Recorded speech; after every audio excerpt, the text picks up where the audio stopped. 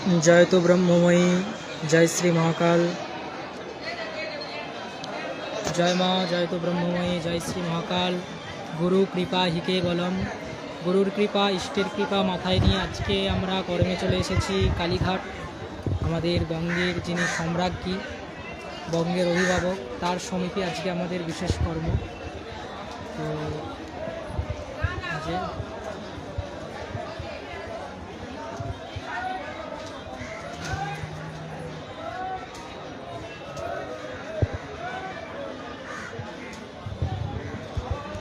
জয় মা।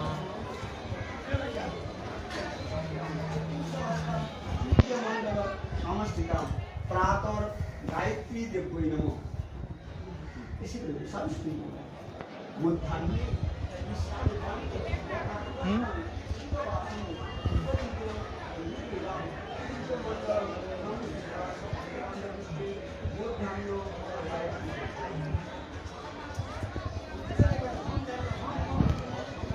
জয় মা, জয় তো ব্রহ্মময়ী। সবাই ভালো থাকবেন, সুস্থ থাকবেন। আজকে কালীঘাটে আছি আমি বিশেষ কর্মে, মানে আমরা আছি। তো আমাদের কর্ম শুরু হয়ে গেছে।